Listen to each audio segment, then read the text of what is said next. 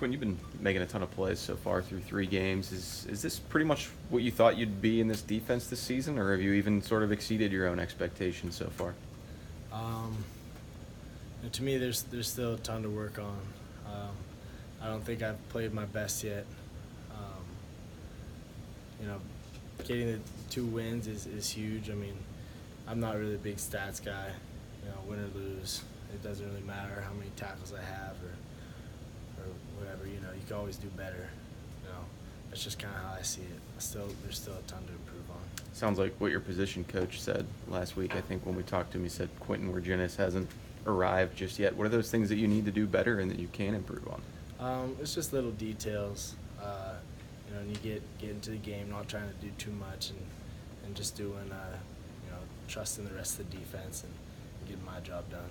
You think you would have been this good last year, or has that year away sort of helped you and maybe even made you better as a fifth-year guy? I think it's hard to tell.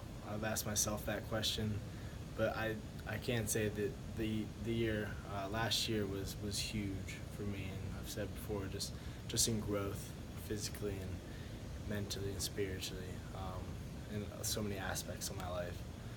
It was huge for me, so it's hard to say, but I'd say it's likely that it helped.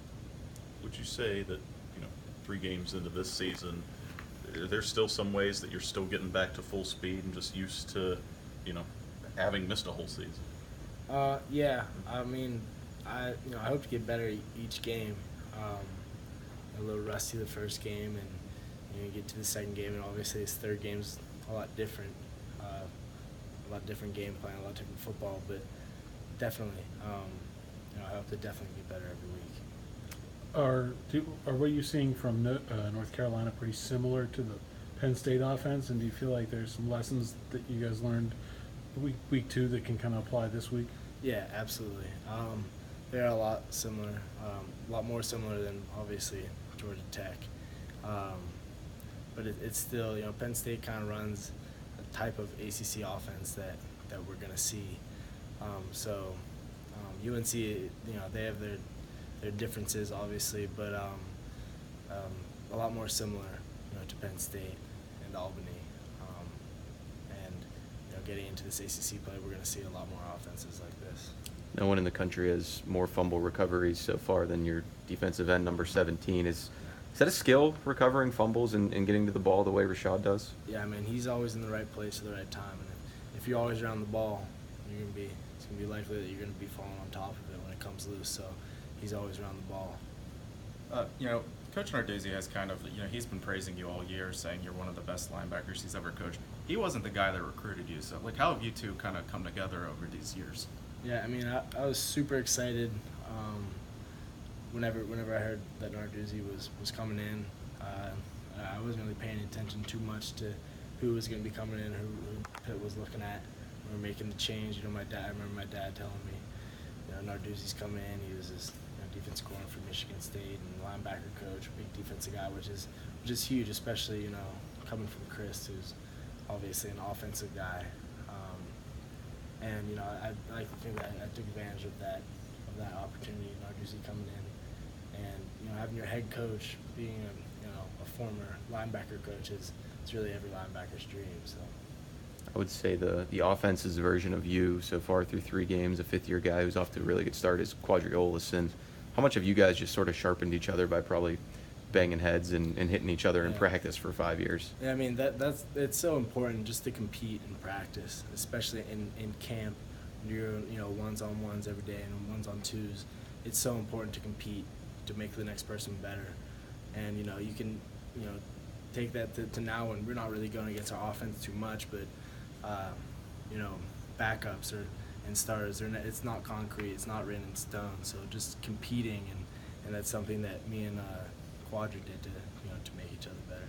Is it confusing having 2 Qs around all the time? I feel like the whole team calls both of you guys that, probably, right? Yeah, I mean, we sit next to each other in some special teams meetings, and they'll call it Q. We're both looking up. And it was even more confusing last year with Quadri, and then our freshman year with Quintin Smith, so everyone called him Q too. So there's been quite a few Qs on the team.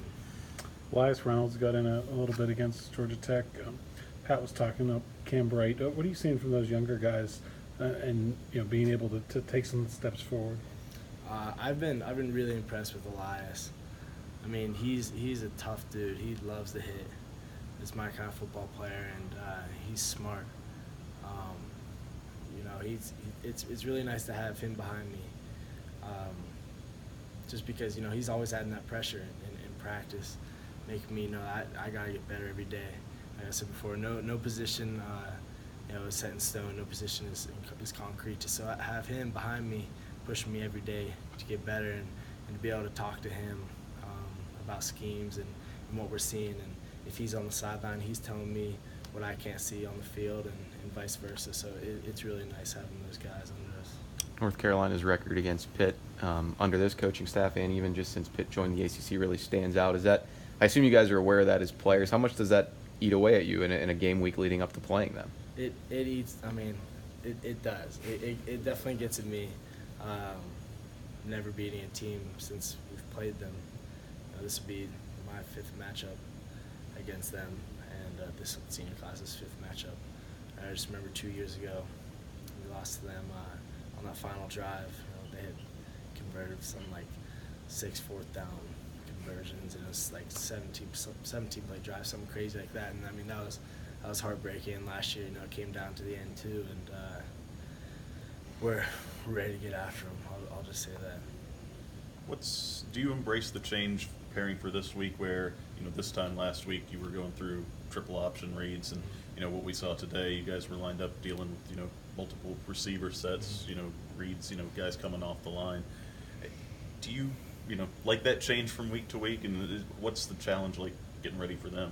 Yeah, I will say it's not an extremely easy change going from a conventional offense to Georgia Tech and then back to an offense that we're going to be seeing more of.